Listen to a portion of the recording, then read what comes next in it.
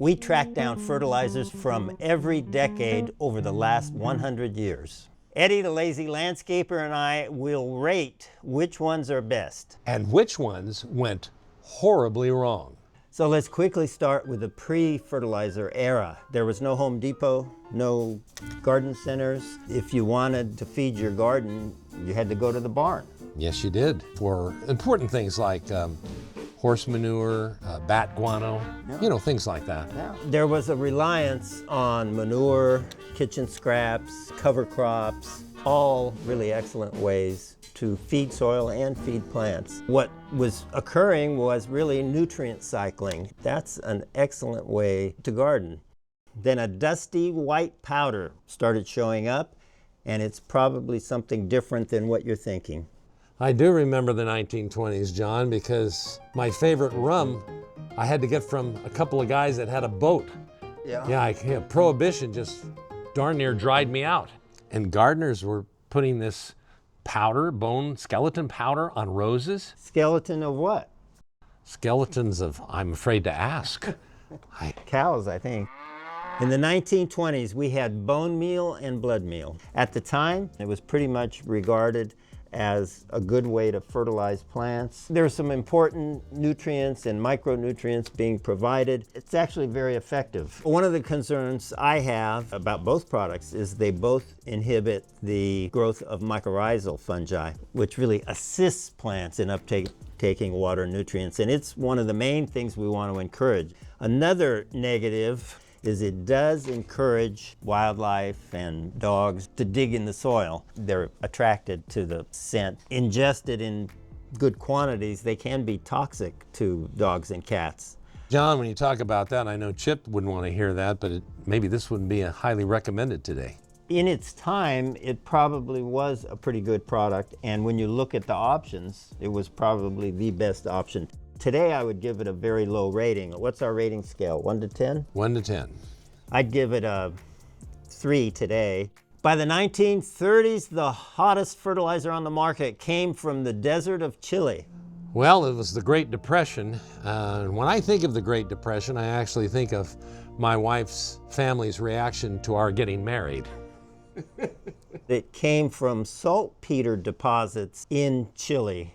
1930s, nitrate of soda. Nitrate of soda provides nitrogen without acidifying the soil, which is fairly unique when we compare it to synthetic fertilizers today. Almost all of them acidify the soil, whether you want your soil acidified or not.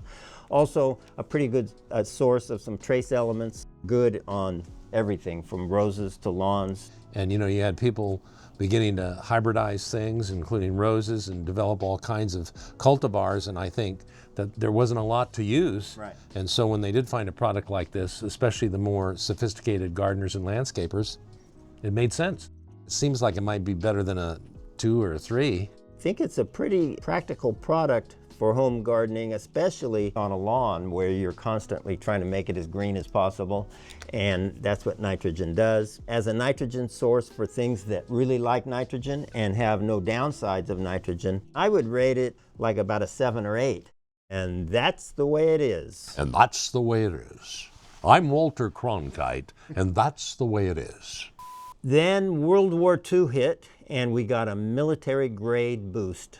So, of course, the first half of the 40s, World War II, as the war wound down, John, they stopped making ammo and started making plant food. Talk about a plot twist. I was going to say they asked me to serve, and I said tanks, but no tanks.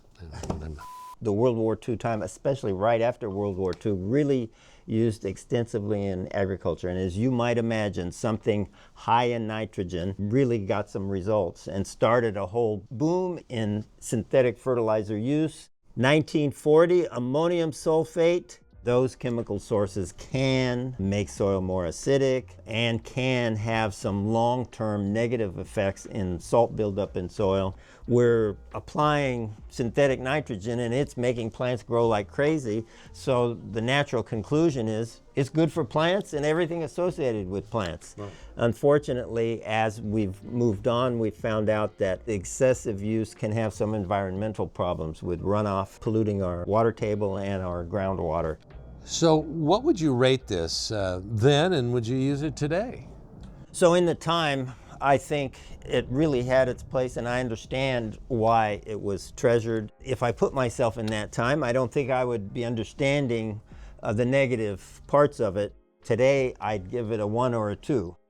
In the 1950s, fertilizers went mainstream, and one blue powder became a suburban icon. Suburbia was booming, barbecues were being lit. In some cases, the people barbecuing were being lit.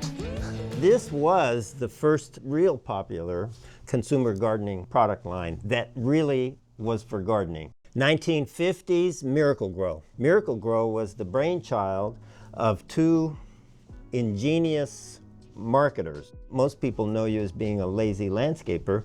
You have another avocation, which is marketing. This is ordinary potting soil. This is Miracle-Gro potting mix. Maybe you have appreciated the key ways that they marketed Miracle-Gro and what seemed to be a model for many decades to come. The 50s were really, I'd say, the beginning of serious advertising, being able to sell the concept and dress it up, and whether the product was good or not. Miracle-Gro has been outrageously successful, and when used in moderation, it can address the goals of the original formulation, 15-30-15. This is what they identified they were trying to do: the best leaf growth and color, root strength, and overall health. And it can do that with the plant itself. Unfortunately, over the decades, subtle problems with its chemical formulations have multiplied into real negatives. And those are characteristic of almost all synthetic fertilizers. They can disrupt the soil pH, make the soil more acid, and it can lead to a buildup of salts and chemicals that plants can't use, and more importantly, that your soil doesn't like. Viewers, do you still use Miracle-Gro today? It's still a very successful product. Let us know in the comments below. Well, John, how are you going to rate Miracle-Gro? Well, Miracle-Gro deserves a 10. From my business standpoint, you can do nothing but admire what they've done with the brand, built it into iconic status and widespread use. For use today, I rank it very low. I would probably give it a 2 today. So Eddie, there's a lot of talk about Miracle-Gro, but there's really only one way to have the greenest lawn, the biggest flowers, the most production. Do you know what that one way is? Yes, I do, and it's to subscribe to this channel. Then the 1960s rolled in with peace and love, and a new fertilizer that was hopefully a little more loving to your soil. Ah, the 1960s. The Beatles were on the radio, and they were also in my lawn at the time.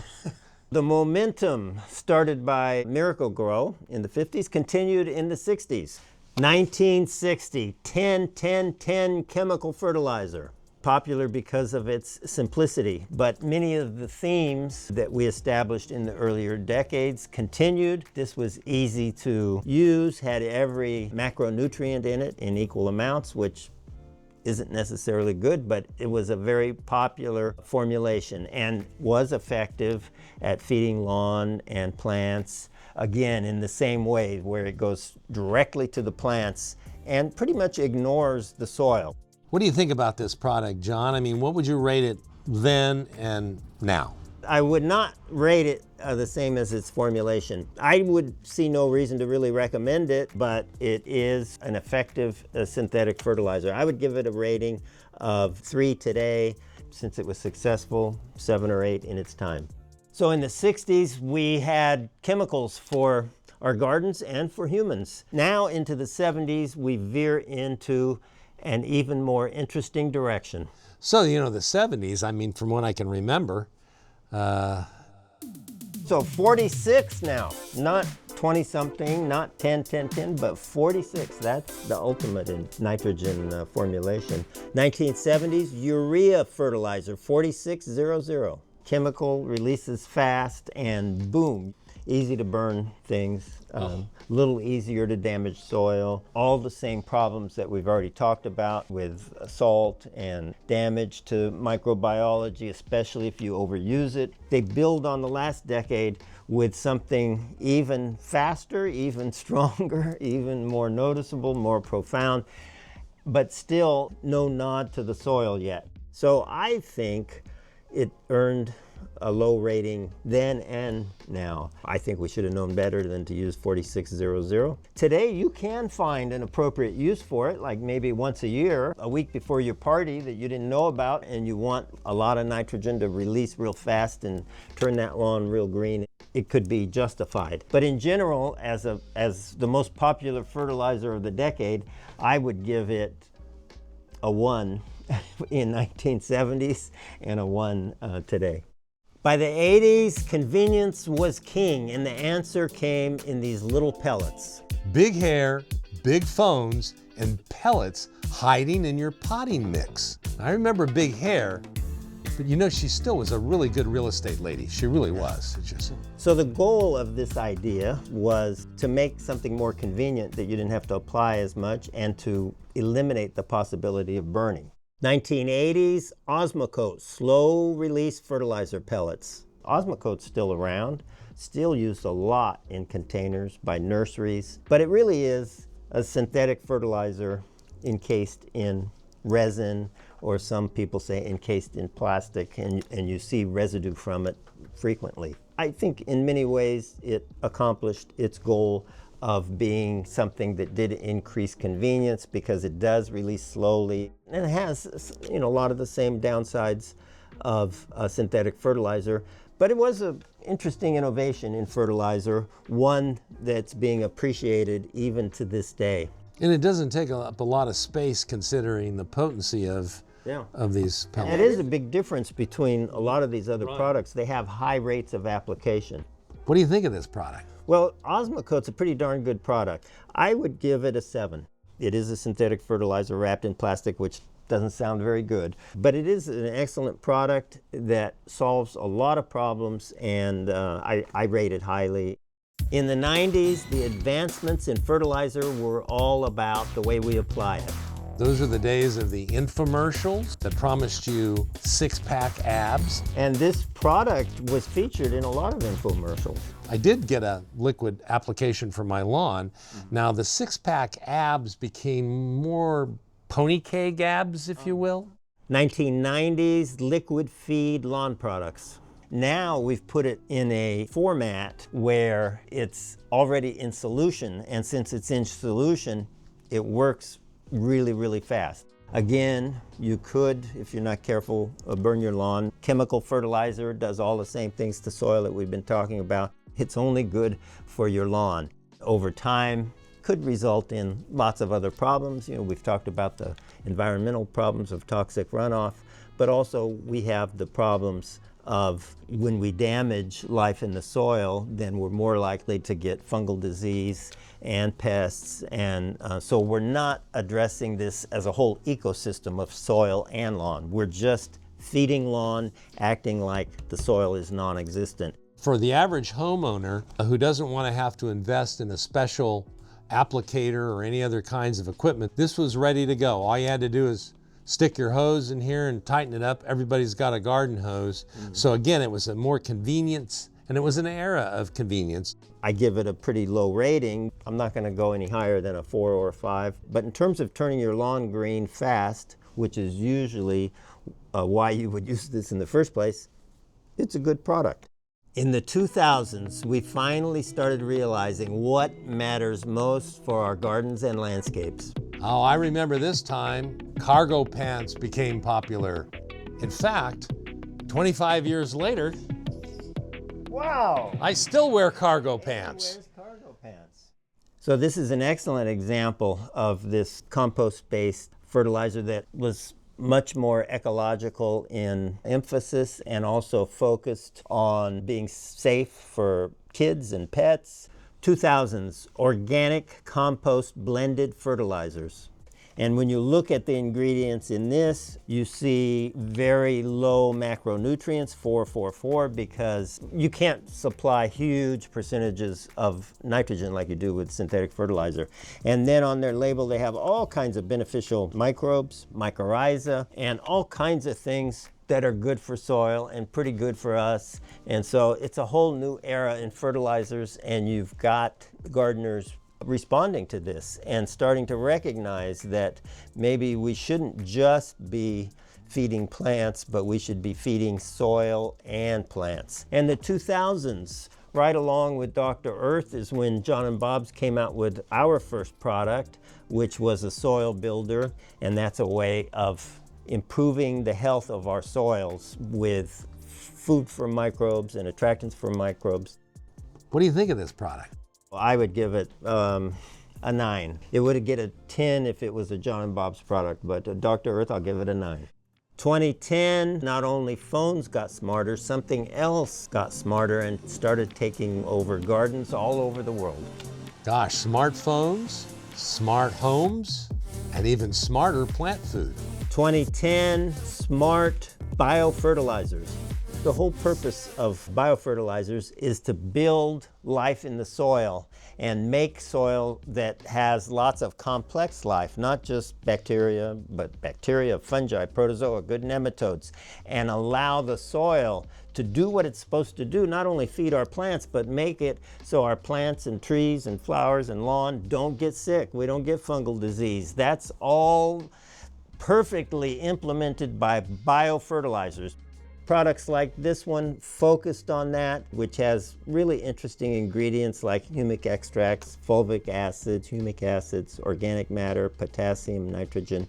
So it's kind of a combination of biological with some macronutrients thrown in. So, you know, this has a lot of good things to say about it.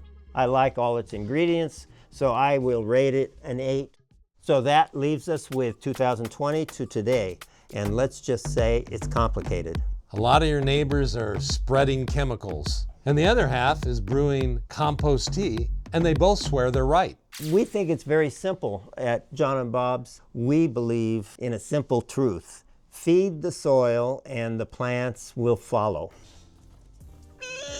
There he goes. After 100 years of fertilizer experimentation, the takeaway is simple. Healthy plants start with healthy soil. And if you want healthy soil as quickly as possible, in this video, I explain how to improve your soil the lazy way, the way Eddie the Lazy Landscaper would do it. You didn't ask me yet to rate our John and Bob's products, but I would rate our Soil Optimizer a 10. I would rate our Penetrate Liquid Biotiller a 10. I would rate our Maximize a 10. And I would rate our Nourish Biosol a 10.